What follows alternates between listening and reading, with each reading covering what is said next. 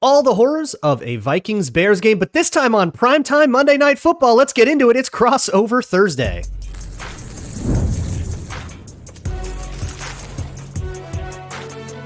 You are Locked On NFL Crossover, part of the Locked On Podcast Network. Your team every day.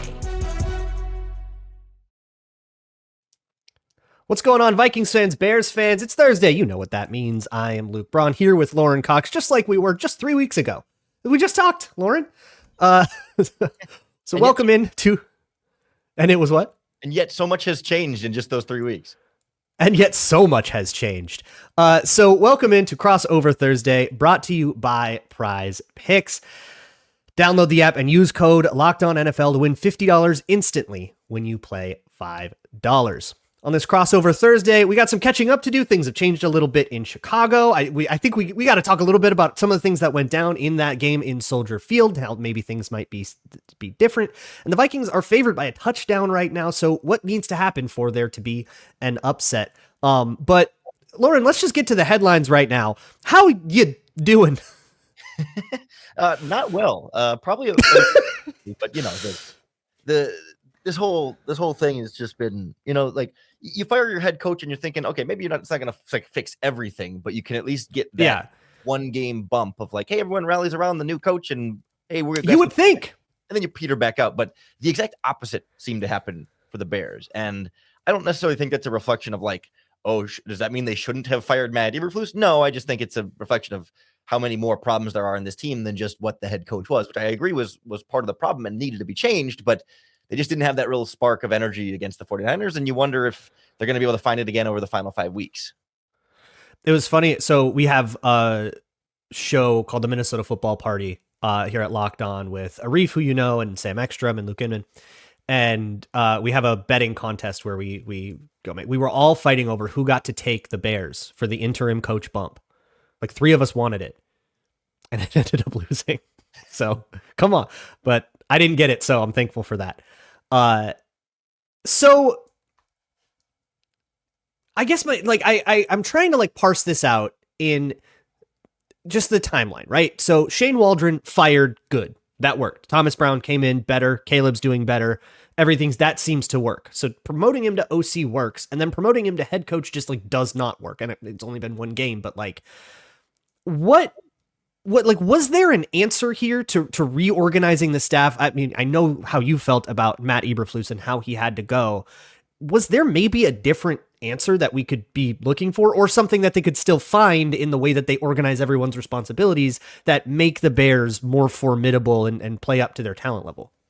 Yeah, I think there's room for some of that, and some of it might just be unavoidable here. Like, I think there's a lot of questions about defensive coordinator Eric Washington taking over as the play caller, where maybe that's one thing Matt Eberflus was still doing pretty well, was mixing up coverages and fronts and just how they were going to attack opposing offenses. And against the 49ers, it felt very vanilla, very much rush 4, drop back into cover 3 and hope that your talent wins out. And against offensive minds like Kyle Shanahan last week and now Kevin O'Connell this week, that just isn't going to cut it. And it was the worst defensive performance we've seen. So I don't know that they're going to fire the defensive coordinator and make a change there and fix that problem all of a sudden. But like on offense, I think there's still room for Thomas Brown to be figuring out, okay, I'm interim head coach now. I have to delegate more to a new offensive coordinator, Chris Beatty, they promoted from wide receivers coach, and figure out that mixture of how hands-on he can be versus can't be, and what maybe he needs to exert more influence on, and what he maybe was too hands-off of in his first game running the ship.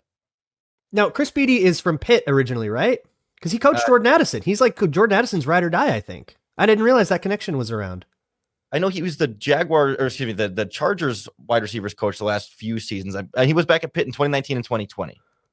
Yeah, so that was when Jordan Addison was he recruited Jordan Addison. That's what it was. I digress. Anyways, so here's the hard question, okay? And I'm a known Bears hater, so I'm going to ask this. I'm going to make all your listeners mad, and I'm okay with that. Is there quit in this team? Because it feels a little bit like they're on a 5-game losing streak. You got 4 left to go, functionally eliminated from the playoffs. The ESPN tweet is coming. Is this a team that's going to fight just for the sake of fighting? Or are we going to just start getting them kind of no-showing and just waiting for all this to be over so that they can all hit free agency and go to a team they respect? Well, first of all, let me correct you. It's a 7-game losing streak. Please give us proper credit. Okay, 7. Okay, sorry. The Bears were 4-2, and now they're 4-9. Like that's the kind of flip that we've had around here. Yeah. I would say it looked like there was some quit in some individual players and not as much quit in some other players. And so, are we naming names here? Let's get toxic. I mean, you have 2 linebackers that you really like in Chicago, and it sure looked like one of them was playing hard and the other one wasn't. Both are TE. That's not naming names, Lorin. Tremaine Edmonds didn't look. I'm trying. I will bring out the worst in you. And maybe Tyreek Stevenson at time. There's different guys, a couple guys on defensive line, maybe here and there. Like there's guys where it's just like, are they giving 100% effort out there, or maybe they're hurt a little bit more than we know. I don't know. So I think some guys were holding on to it and some guys weren't. But I wonder if playing the Vikings can be a difference here. Like they were locked in for Packers, Vikings, Lions the last 3 games before Eberflus was fired. They get up for division games on the road at the 49ers, across country. Maybe there's just a little bit of that, like, well, okay, what are we really playing for here? It doesn't really matter. But the Vikings could be that game they get up for. They say, okay, this is a good team. We want to play a little spoiler. Monday Night Football. Like, so that's what I'm kind of looking forward to seeing here. I don't know if they quit against the Vikings, then they're quitting for the whole year. But if they can still get up for the Vikings, then they'll get up for the rest of their division games. Okay, let me ask a more sensible, like a more football-y question, because one of the most interesting things about the last game was what happened with Justin Jefferson. And I like the narrative is, they shut down Justin Jefferson, but like 3 other players went over 100, so was it worth it? Blah, blah, blah. The next 2 teams did not do what the Bears did. So apparently those teams have watched that tape and went, this is not a plan we really want.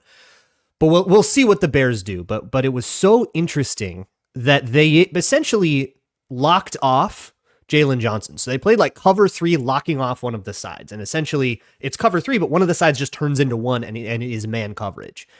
And what that means is if, Jalen Johnson is supposed to be your flat player in cover 3, but he's in man coverage against Justin Jefferson, who runs inside, now there's no flat player. And that's what happened on the TJ Hawkinson catch, that big deep over, which came at the end of regulation that set up the field goal that made it an 11-point game. And then he needed the onside kick and all that. And that kind of thing started happening late in that game. So my question is, do you think that Eric Washington, defensive coordinator, will continue doing that? Or will he look at that and say, man, that was a dumb Matt Eberflus idea. I'm going to do something else.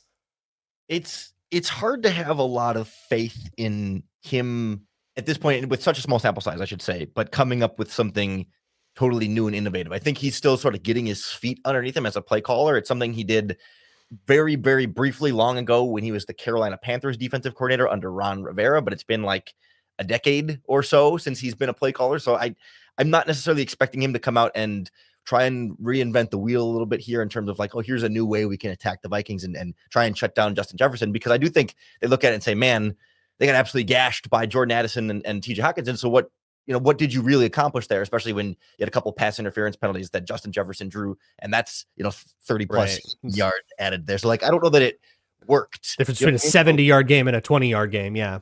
So I would think that, that they may just try and keep it a little bit more simple and try and just trust that players can make plays and will be a little bit more motivated and fired up to get up for this divisional game. But I'm not expecting some brand new idea of like, here's how we can actually switch things up. I think if anything, they'll just simplify it a little bit more and say, hey, maybe we were overcomplicating it against the Vikings the first time, and let's just get back to basics and let guys try and think a little less while they're playing. Yeah, not counting last week, the Bears are tied for the 3rd most cover 3 in the league. No, I apologize. They're 2nd most, behind just the Buccaneers. So they are definitely a cover 3 team, and the Vikings have all their cover 3 beaters. We'll have to see exactly who can execute on those assignments. That's a pretty familiar matchup in this league, but we'll get into more about what's going on in Minnesota, as well as maybe the path for something weird to happen coming up next.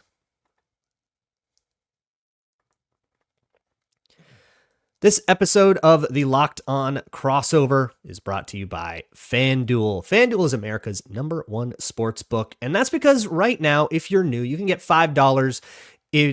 You can bet $5 and get $150 in bonus bets if you win. So you can put $5 on anything. It can be on some completely foregone conclusion. An alt line for the Bears to get 3 points that's at -3,000. Put $5 on that. You get 30 to 1 odds on 150 in bonus bets. So go get Go take advantage of that. And also, the FanDuel Sportsbook app gives you everything you need to place live bets on the NFL. You can view live play-by-play, live stats, all the information you need to make your decision right in the middle of a game. Never waste a hunch and make every moment more with FanDuel. You can get started with $150 in bonus bets if you win that first $5 bet. Once again, that is FanDuel, official sportsbook partner of the NFL. This episode is also brought to you by Game Time, the best place to find last-minute tickets. If you are trying to get to this Monday Night Football game, maybe this is, you want to see the winter whiteout uniforms the Vikings are going to wear. You want to get in on Monday night. You finally got off work, but you need your tickets. Go check it out at Game Time. Game Time is all about being upfront. So you can toggle on all in pricing. Click that switch and you will see what you pay at checkout, including all the service and all the taxes, everything. No hidden fees, no surprises at checkout. And they have their lowest price guarantee. So if you go somewhere else, you find the same section and row for cheaper, Game Time will credit you 110% of the difference, and their purchase is covered with the most flexible customer service policy in the ticketing industry. I had an experience when I was in Jacksonville with Game Time. There was an issue. Game Time was all over it. Before the event even ended, I had refund. The tickets were all set up, and they got me set up with other tickets so I could still get into it was beautiful. So can't say enough about it. Once again, go to the Game Time app, create an account, and you can use code LOCKEDONNFL for $20 off your first purchase. Terms apply. Again, create an account and redeem code LOCKEDONNFL for $20 off. Download Game Time today. What time is it? Game time.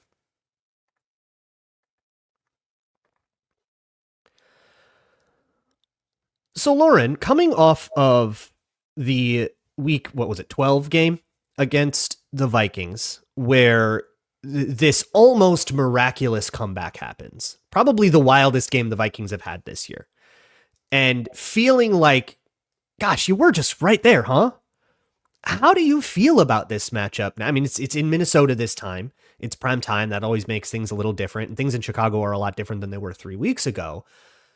But with all three divisional opponents as far behind as the Bears are, they were right there with them at the end in all of those games. So how do you feel? Yeah, it created such a sense of confidence going into last week's San Francisco 49ers game that that's why people were commonly picking them to pull off the upset there and take the head coach bump. But the 49ers game last week was such a disaster. I mean, the defense was abysmal and the offense couldn't get anything going. And they had 4 yards in the first half and had give up over 300 yards in the first half. It was a crazy split of just how bad they started that game and really couldn't finish it very well either. Everything fell off in a way that you're like, did the whole thing just break, or was it kind of a one-game blip here? So I don't come into this game with any confidence that, oh, yes, they'll get demolished by a barely holding on 49ers team, but then they'll come to Minnesota and play a really good Vikings team tough again all of a sudden. It feels like those games 3 weeks ago were just kind of a mirage here, and that the fact that they were able to hold down Justin Jefferson to what he was not something that feels sustainable. And it was just more like, hey, man, the Bears found a way to make some stuff work in that game, but you can't count on that happening every single week. And that's what brings me this matchup here. I look at what the Bears have done the last couple of weeks. I try and find some room for the Bears to have some hope here. And I'm like, okay, the Vikings, they gave up quite a few rushing yards last week to the Falcons and Bijan Robinson. And the week before, Kyler Murray and James Conner were getting some stuff going on the ground. We saw at the end of the Bears Vikings game that Caleb Williams got a little bit of a scramble action going there. They couldn't get DeAndre Swift going, but is there a common theme here that they've been struggling with in the last couple of weeks on that side of the ball after they had been so good in the run defense prior to that? Yeah. So they played two very physical teams in Arizona, and the Falcons, I don't think are a physical team. They're a really good outside zone team though. So they're a good running team, but not necessarily because of physicality. It's more of a speed thing for them. But the thing is right now, Andrew Van Ginkel's banged up and Harrison Phillips is banged up. And both of those guys had uncharacteristically bad games against the Falcons. They also have made a change on the defensive line. They swapped Jerry Tillery, who has been playing as kind of that base defensive lineman that comes out in nickel downs. And he's been playing fine as a rotational guy, but they switched him out for Jalen Redmond, who was like a surprise 53-man roster make, but he's been killing it in practice, I guess. They gave him more snaps, and he kind of showed out. So we got this who's this 61 dude? So he actually showed out a little bit, but the stars are a little banged up, maybe struggling a bit. And they practiced physical this week. because they had the extra day. So on Wednesday, they had a full padded practice, which I think is a bit unusual because, hey, you got that extra day of rest, let's hit it hard. So I wonder if the fatigue is going to set in a little bit.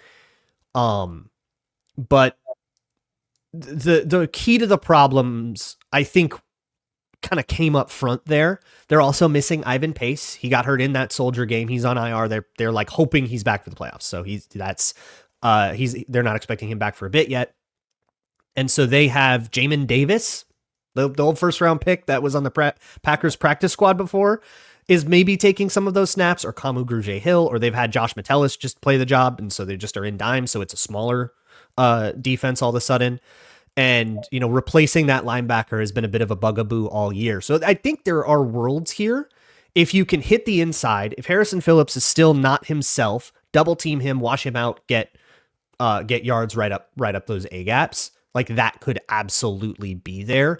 Or these guys get healthy and it was actually just kind of a one game fluke. The Cardinals couldn't run the ball the way they wanted to. They got some out of Kyler Murray, but that scrambling is different.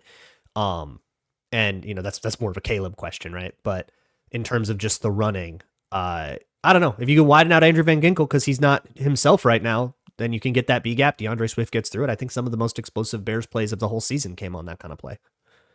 One of the other things we talked about heading into the last matchup between these two teams was how, pretty much every week you felt like Sam Darnold was going to give you an opportunity or two to get an interception. Like the Vikings would give you one kind of extra opportunity as a turnover. In the first game, the Bears got an Aaron Jones fumble at the goal line, but otherwise no picks on Sam Darnold. Yeah. He hasn't thrown an interception in 4 weeks now. Is he taking care of the ball better, or is he just having better turnover luck?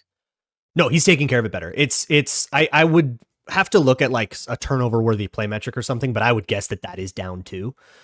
He's not making safer throws necessarily. He's just really dialed into exactly where the line is. Because he's threading some really tight windows, but the accuracy is there. Sam Darnold is like on one right now. It's really easy to be super high on him coming off a 5 touchdown game. Like it's very peak right now. But I like for a couple of weeks, I was like, okay, he's due for a pick. He's due for a pick. He's due for a pick. He might still be, but after 4 weeks of no interceptions, and I'm struggling to even think of a time where it like should have been intercepted. Like maybe the DPI in the Bears game that like went all the way down the field. Like that maybe should have been intercepted, but also if Justin Jefferson doesn't get held up, does that turn into a contested situation? And that's maybe what like, who knows, right? Like that might be the closest one. He's been very much right on exactly in that range of aggression versus safety. That's like that perfect little Goldilocks zone. And that's why these last 3-4 games, Darnold has been absolutely humming. I just got NFC Player of the Week. And it's like no caveats, good football. It seems like the last couple of weeks he's been sacked a bit more and the pressure's been on him. Is that him holding onto the ball too long? Is that offensive line issues or some combination of both or more? You're always going to get it. Yeah, you're always going to get, I would guess 4 sacks again. So the Vikings are not going to back off of this. This is just Kevin O'Connell's insane. Your quarterback's getting sacked like crazy and we're doing more 7-step drops. Like it's just the way it's going to be. He's just going to keep hitting it and say the sacks are worth it. So he's holding the ball a lot, but like he gets to the top of his drop at 2.5 seconds. Because of all the extra crap that's going on, the play action and then turn around and then, and reset his feet, go across a whole progression. A lot of the progressions are peer. So you can get 1, 2, 3 into a progression before you even find somebody open. That takes forever. And these routes are 20 yards. So that like everything just takes forever to happen. It's not necessarily Sam's fault always. Some of them are. But also they've had some communication issues up front. I think there's a continuity, right? So Dalton Reisner, I think, had his first start against you guys, or maybe it was the game before. No, it was the game before. It was against the Titans.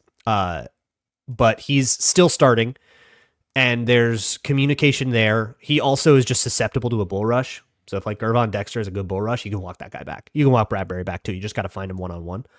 And then Cam Robinson on the other side, obviously he's only been here a month. He's playing very good football. We're really happy with Cam Robinson, but between him and Blake Brandel, they've had communication errors. And then a couple of times, a lot of these blitzes that the Arizona and the Falcons both sent a ton of blitzes. And a lot of them worked were picked up exactly the way the Vikings would want. They got hat on a hat. And then it's just that Aaron Jones or Cam Akers would lose to a linebacker. So the running back pass pro has been a sort of isolated weak point that they've been able to get. And it's funny because on the other side, the Vikings have been able to do the same thing to both of those teams and find, both of those and find them. And I think they got at least one on the Bears doing that too, or at least a good pressure. Yeah. So finding running back pass pro has been a bit of a theme on both sides of the ball. Like find that matchup that you like. And that's something that actually Jamin Davis got a sack last week on the running back, is like kind of the only time he showed up, but he's a good blitzer. That was kind of the whole point of him, is that he's a blitzer. So, but yeah, it's find the running backs and isolate it, walk back the guard and isolate him, or hope for a miscommunication between one of two guys that have only been in the starting lineup for a month. It's been changing a little bit. Well, see, we're kind of starting to lay the groundwork a little bit here for okay, here's some things we are do to pull off a potential kind of upset in this game. And we can hammer that in a little bit more quickly. We put these pieces together coming up here. Absolutely.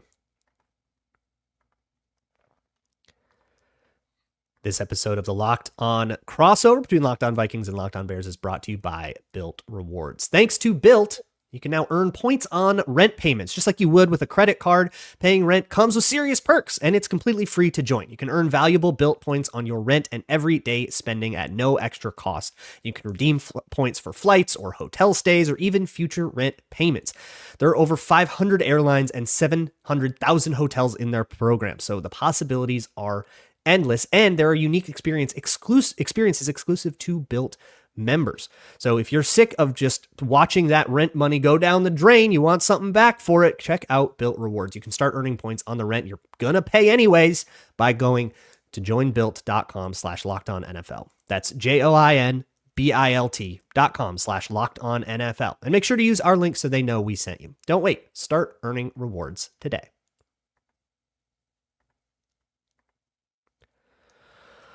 Well, let's just not beat around the bush. So the Vikings are favored by 7. There are a whole bunch of ways, or at FanDuel, at least last I checked the line. So there are a whole bunch of ways for that to manifest itself, right? Justin Jefferson could go off, or they could overcommit to him again, and everybody else could go off, or they could have a bunch of turnovers off of Caleb Williams, or get a bunch of sacks on Caleb Williams. So many of those ways you could list a lot of those sort of normal outcomes. But what is the one where the Bears do this? Like what is, I guess, the best of the Bears? What is their best possible product, if they put it all together, look like? Yeah, I think it's about coming out and getting Caleb Williams confident and into a rhythm quickly and early, and being able to give him answers for the Vikings blitz, to be able to let him be decisive. And because against the 49ers, the thing that stood out, yes, we've seen him hold the ball too long at times this season or whatever, and we've seen him maybe not pull the trigger on some throws, but he felt even tentative to just flee the pocket. He would wait that extra half a second before he'd start to scramble, and wouldn't necessarily scramble in a hurry, and he'd get chased down and sacked before he would, where in the past he would escape and make a miraculous Houdini type of effort. So just to sort of get him back playing with some of that confidence and some of that energy that can get this offense going. The Vikings were, I think, the only team the Bears scored a touchdown on in the first quarter all season, came up to a 7-0 lead there to start. And that's what the Bears need to get going. So it's not 24-0 at halftime like it was against the 49ers, and they have to pull some miraculous comeback at the end. And then, the defense is going to give up yards. They're going to get gashed a lot, but it's about those turnovers, right? If they can get one or even two off of Sam Darnold, maybe one off of a ball carrier, give them extra possessions that don't end in points for the Vikings. And that's how you sort of shoot out your way to a, 30-27 overtime type of final score. 30-20. That would be a really funny way for that to go down. I see. I guess we haven't really talked about how Caleb Williams is doing, and the last few games with Thomas Brown, he's been better. But I just can't get out of my head. A lot of people talked about that Vikings game as this kind of breakout party for Caleb Williams with a couple of the plays that he made. But I can't get that last sack out of my head. That nothing is how does he not roll that thing out? He had the escape lane, throw away, live to fight another down. He's that kind of hero ball gene just totally set in the wrong moment, and he takes this hideous sack. Has he been still doing that the last couple of weeks? Is that still there? It felt better against the Detroit Lions and then got back. So last two games in Lions and 49ers since then. It was better the immediate week after. And then the 49ers was definitely a step back in that regard where he isn't, again, like decisiveness feels like the word here. Like he's just not, he's tentative with like everything that he did. He's tentative to pull the trigger, tentative to run. And like, you feel like that's not who we've seen Caleb Williams generally be just from like an energy and a swagger type of how he carries himself dating back to college and throughout the rest of the season. So it's hard to know then which version of that we're going to get this week. Is it maybe still a little bit flat, or are they going to bring that energy back up for the Minnesota Vikings and the divisional game? But it's on the road where the Bears have been struggling quite a bit under Matt Eberflus, now extended into the Thomas Brown regime. So it's definitely a part of the process here, and it's just a matter of how much of that we're going to get. There's a nugget I'll give you from something that I wrote last week. I charted all of the Vikings fronts manually, and how often in particular they did cover zero was really interesting. They're not cover zero the coverage, but cover zero the pre-snap alignment with everybody lined up on the line of scrimmage and one guy playing 8 to 10 yards off every receiver. And they did it the most. I didn't do this last week against the Falcons. That one actually might beat it, but at least up until then, the most of all season against Chicago, which to me is a sign of disrespecting a rookie. That's a little bit, you're new, you think a lot, let's make you think fast and hope mistakes happen. And I would be very surprised if Brian Flores doesn't do that again. So I think the answer is the same as it was when I asked you last week. But Caleb Williams sees 7 guys on the line of scrimmage and everybody in off coverage. What is his move? Does he change the play into a perimeter screen? Does he just say, I'm going to throw it to my hot? Does he say, I'm going to run around like a madman? What is going through his head before the snap when he sees that kind of look? Yeah, I think they've done a better job under Thomas Brown of at least giving him different options there. So we have seen sometimes, he'll change the play to a boundary screen. And they've been liking getting the ball into DJ Moore's hand in that type of situations. We've seen other plays where he'll adjust the protection and say, let's pick it up and go. I mean, it kind of depends on what they're giving him on the front end and what the structure of the formation of the play is going to be. They're not always in a great position to check into a screen pass, depending on alignment where they are on the field. And they're not always in a great position to bring in the right extra blockers to pick up the blitz if you have 4 wide receivers in the field, right? So it's not that there's like one go-to option there, but I think he's definitely someone who isn't afraid to try and take it on and beat it with his arm, and then but also then trust himself that, hey, if that first look's not there, I can outrun and outmaneuver these guys. And well, he's got the confidence to believe that. He doesn't always execute it that way in practice when he thinks he can beat the guy and then ends up getting tripped up as he escapes the pocket and takes a sack. But the idea was there. He just couldn't quite finish it. I think this is going to be a really interesting game. I mean, the second divisional game is always fascinating, especially if the first one was close, because that means both teams did some things well and some things poorly. And then it's a matter of who has it in them to make those adjustments. And is it the team that changed their staff and now maybe has guys with different perspectives very willing to adjust stuff? Or do they break everything down that was working and that's, I don't know. It's really interesting to me, especially on the offensive side where the structure has changed so much. And I feel more fascinated with like what's going on in Chicago, even than sometimes what's going on with the Vikings. That, oh, well, we understand this now. Okay, Sam Darnold's doing his thing. They're going to chase shot plays all day long. They're going to go for deep balls all day long. They're going to maybe take some sacks or maybe throw some picks doing it. And it's going to be worth it because they get a 50-yard touchdown every quarter. Like, okay, I get it. But Chris Beatty, what's he going to do? Like, I'm so fascinated. I will say, like, as far as chasing the shot plays go, like, especially with Jaquan Brisker out for the year, and right now they're on their third string safety, Jonathan Owens, the husband of Simone Biles or boyfriend. I don't remember what their relationship is now. Fiance husband. Like last week against the 49ers, they played single deep on like almost every snap. They ran like 2 or 3 or 4 snaps to cover 4, and everything else was single deep the rest of the way. So they clearly weren't going to drop back and keep the shot. But maybe that was an approach for Brock Purdy and an injured 49ers team. But I'm just like, when I think about this matchup, I think Kevin Connell is a better offensive coach than Eric Washington is a defensive coach head to head. And Brian Flores is a better defensive coach than Thomas Brown is an offensive coach head to head. The Vikings clearly have the coaching matchup. And so it feels to me like the Bears figured some things out in the first game, but I would put my money on the smarter coaching staff making the proper adjustments to beat out the maybe lesser coaching staff in the competition. All right, I have a take. I don't know how Bears fans are going to feel about it. I think the key to the upset, to answer the question we kind of opened with here, is that Caleb Williams has to go Justin Fields on it. Late 2023 Justin Fields on it. Not talking rushing, but talking just take matters into his own hands and just play the style of football he plays. And that has to, and like the scramble drills have to work. Like he just has to go full on USC and not rely on anyone else's talent, which is not what you want your rookie to have to do. But I remember that's why Chicago kind of went on that win streak late last year, is because Justin Fields just started doing the very unhealthy thing of just running all the time. And it's like, well, yeah, but it did like put up 30. Yeah. It's tough when like that's where I feel it's at.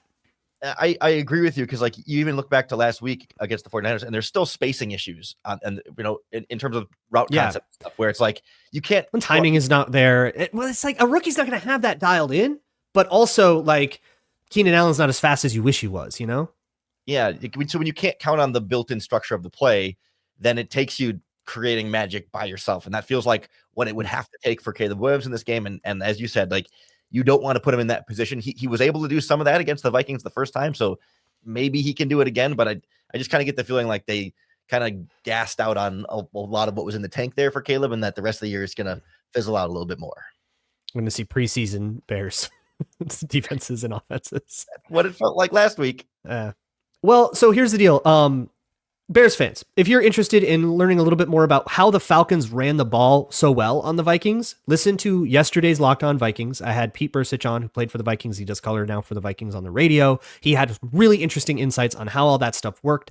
And of course, I encourage Vikings fans, go listen to what Lorin's talking about on Locked On Bears if you want the scoop on get caught up on everything going on there. Lorin is all over it all the time. Go-to guy for everything going on for the Bears. Lorin, please enjoy at least your Red Zone Sunday.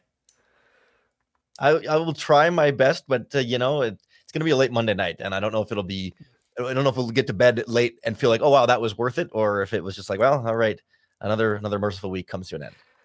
Yeah, I hate primetime games, but fully for selfish reasons. I don't want to be up. I want to go to bed. So let's go to bed. All right. Thanks so much for watching this Locked On crossover. See you all tomorrow. Bye-bye.